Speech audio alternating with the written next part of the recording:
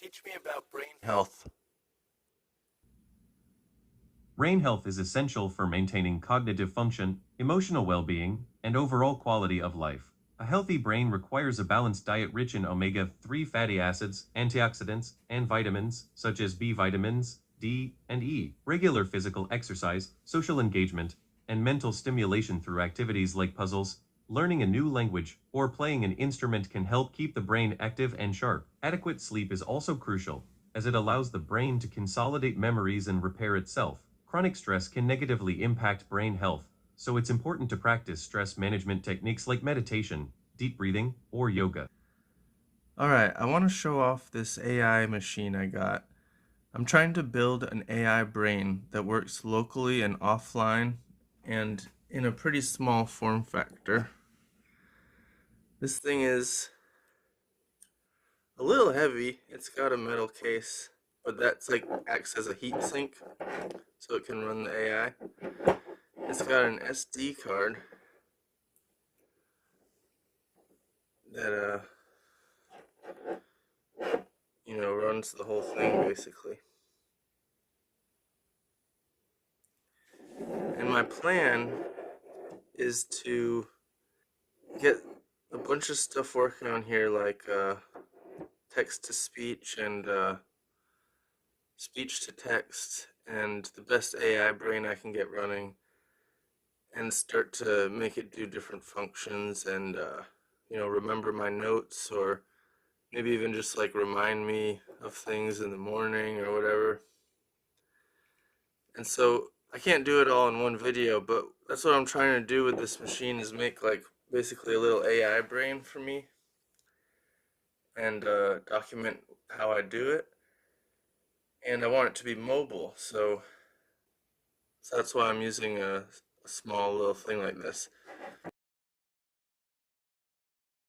You know, you don't want to rely on online platforms because that's just an extension of surveillance and getting all your data and knowing how to advertise to you, and you just don't want to be dependent on a central infrastructure like that. It's not even good just in any way for society, just in case something goes wrong. Like imagine every business is running off OpenAI's ChatGPT, and then ChatGPT just goes down somehow.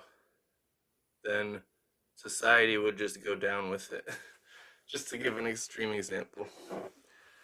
But okay, so you can see it says here the power is like 9 to 20 volts. So since it can run AI and stuff, it takes a lot of power. I'll run like a 8 billion parameter model and it'll get pretty hot. And if I run a 3 billion parameter model, it won't get very hot. So if you know about parameter numbers yet. But I'm trying to make this video as much for layman as possible. So let's just say, you get this device, it's like $200 or something. I got the 32 gigabyte version. That means it just has tons of RAM to work with. Let me just plug it in so you can see it working. This is the plug I got. You don't need to get this plug, it's just that it needs to be what's it called? PD power something like across here. 9 volts, 12 volts, 20 volts.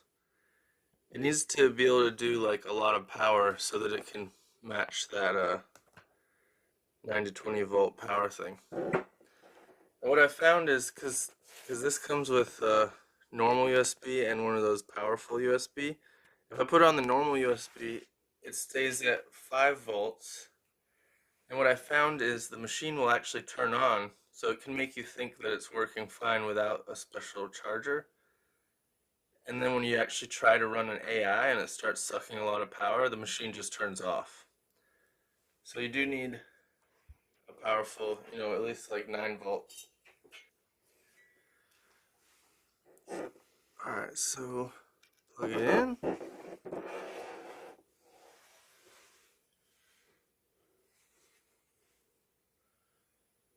And I got Debian running right now. which might not be the best idea because so this machine has an NPU, a GPU, and a CPU. And the GPU is not a common GPU. It's not like NVIDIA or anything. It's called a Mali GPU.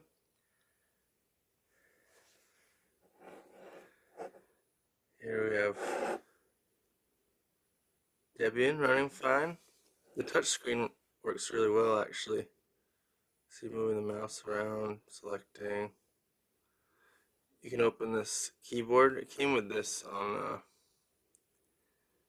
like to try to stretch the keyboard as much as possible because the keyboard is pretty much too small, but you can get used to it. Alright, so this machine has a pretty powerful CPU. So far I've only been using the CPU to do AI stuff. And it's impressive that I can do that because I got it because it has a powerful GPU and NPU. That's a graphical processing unit and a neural processing unit. The NPU I'm really interested in because it's specifically made for AI stuff. I got Stable Diffusion 1.5 working on that actually. So I can make little images with this machine. Alright, here's the only thing I have working on the NPU. This is Stable Diffusion 1.5.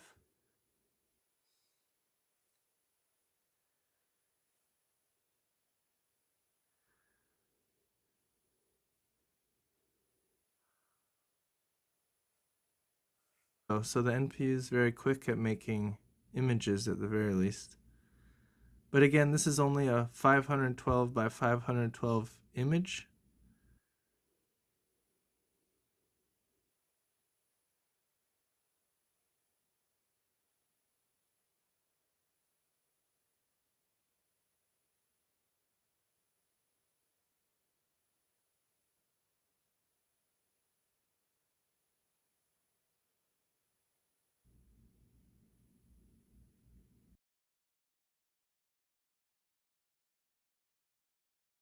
Again, I wanted to show it in real time.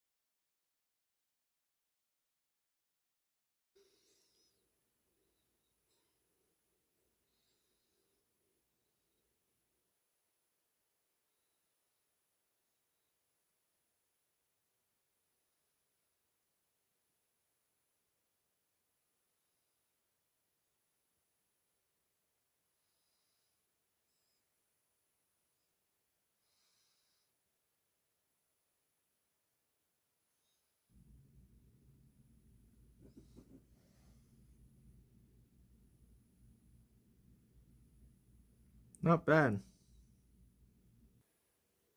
But yeah, full disclaimer, I'm just like using the CPU for most of what I'm doing. The important part is that I have these 32 gigabytes of RAM so I can do all this stuff.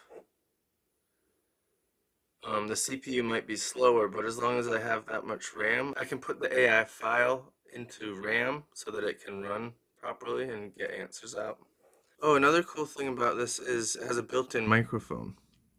So I'm going to show you a little example. This is one of the simplest things I've done. Oh, here, I'll change the font size. There we go. All right.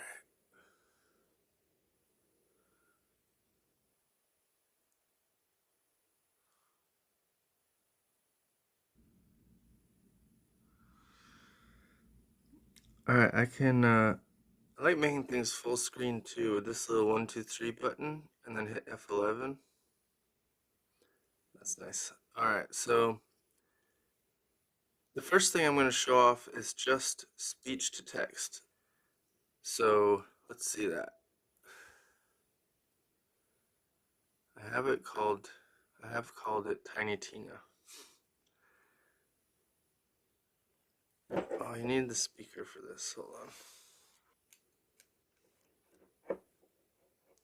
Alright, now it should be able to talk. Sometimes I have to plug in the speaker after I start the program, so we'll see.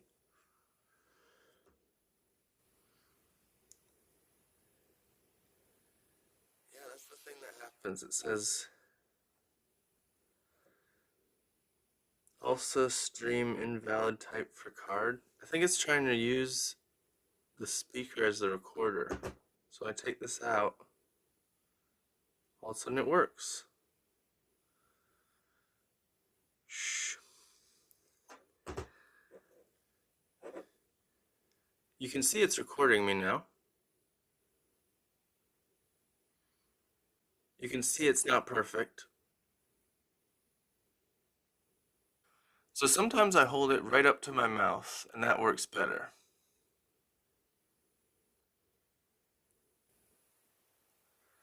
But as you can see, everything comes out looking like almost what I said.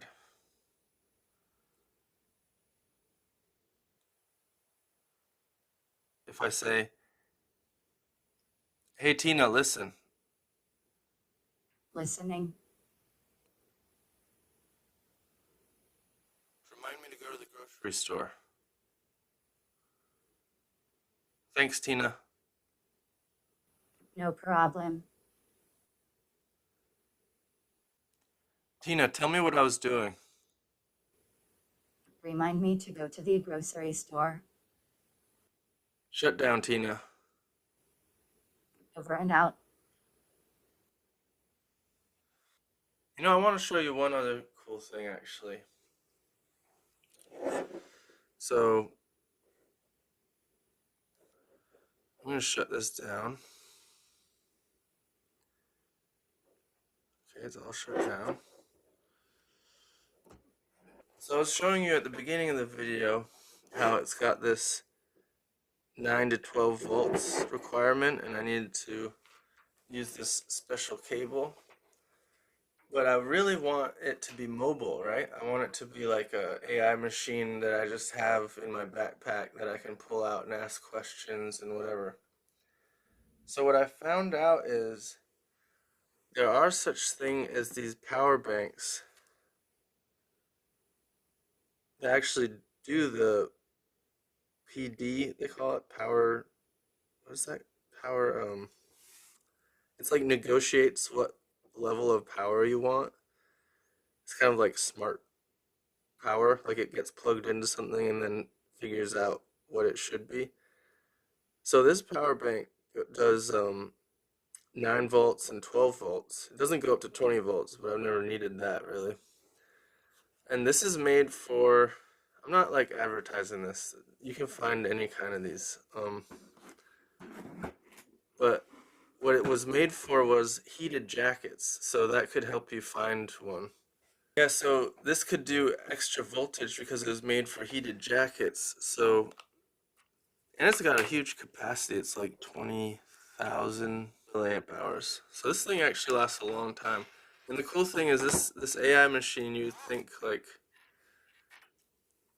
doesn't last that long because AI takes so much power. But the entire time it's not running the AI, it's actually not taking that much power.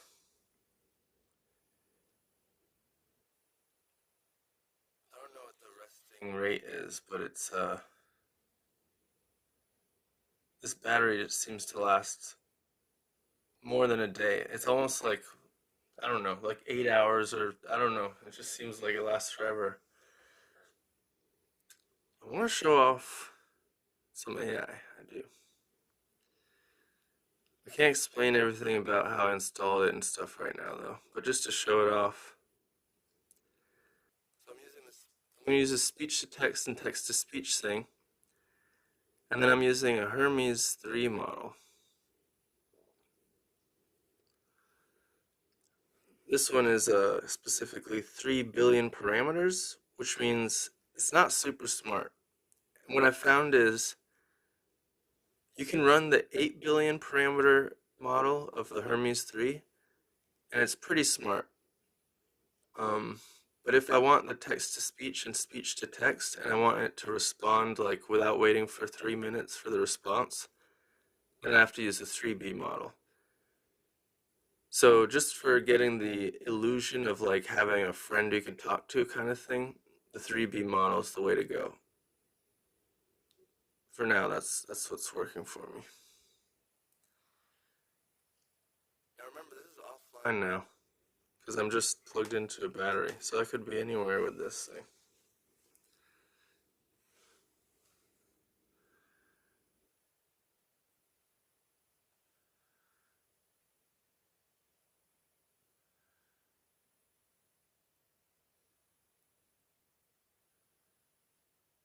It takes a minute just to load into the memory. And you can see it's talking about the CPU. So this is using Llama CPP. That's like a program to... Okay, here's the system prompt. The system prompt can be whatever you want. I want it to say...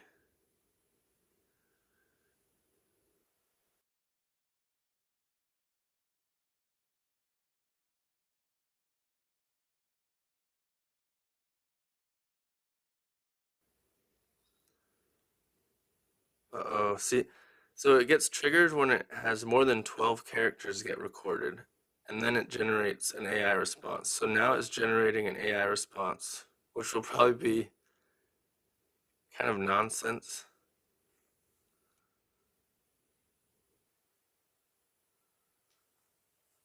Oh, it's doing that thing where this needs to be replugged. Destination that matters, but the journey itself and the lessons learned along the way. What do you think about building an offline AI assistant at home?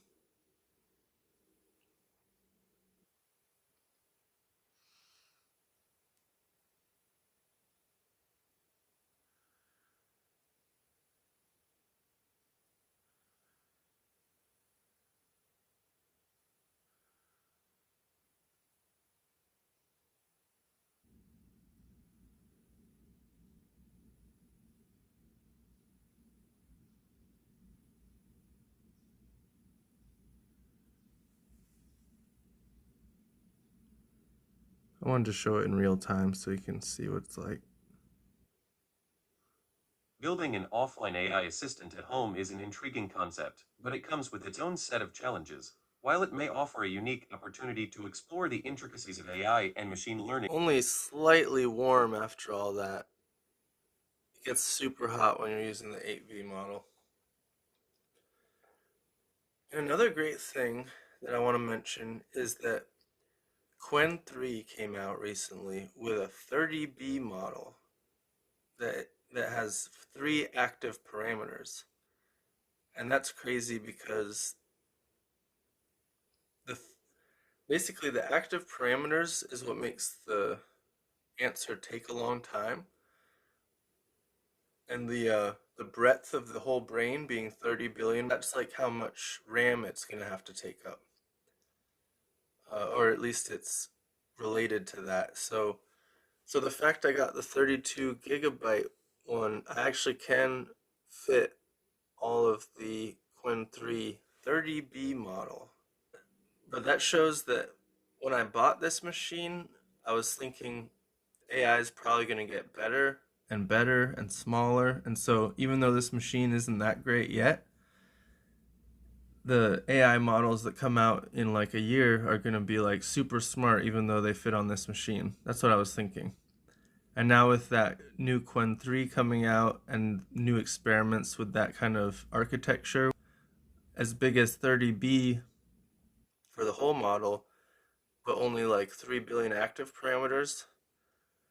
I think of it as like they stretched a brain really wide, and so it doesn't need to go as far through the brain because it just chooses where in the brain to go through based on the subject matter of the question. But anyway, this is getting a little off topic. I just wanted to show off the machine, introduce the project that I'm working on, and I'm gonna try to, you know, make actual tutorials and show what I'm doing on this channel. And I hope you enjoyed just getting a little look of how easy it could be. And remember, I didn't even get the GPU working, so I didn't know what I was doing. I installed the wrong operating system. I got Llama CPP working, and even doing things wrong and not knowing what I'm doing and everything, a lot of this stuff is just working really well now that I have the hardware to run it. Anyway, so that's the project. Hopefully it's inspired you or something, because I want to get more people to have their own AI instead of relying on central AI, because that's just like not really a good idea to do as a society for many reasons. Or as an individual, you don't want all your data being going through some AI somewhere. It's just like an open source board running open source software. And so no one's really controlling this. It's not even connected to the internet. This thing actually has Wi-Fi capability, and obviously it has Ethernet port. But I never installed the Wi-Fi drivers because I'm trying to make it like this apocalypse machine that, there's scenarios of like AI viruses and stuff. I just want this machine completely disconnected from the internet and see how much I can do with it that way. And then like guarantees no surveillance. So that's my project I'm working on. Hopefully you found it interesting. Um, Hopefully I'll have more like concrete tutorials about the different pieces of it and everything later. Thanks for listening.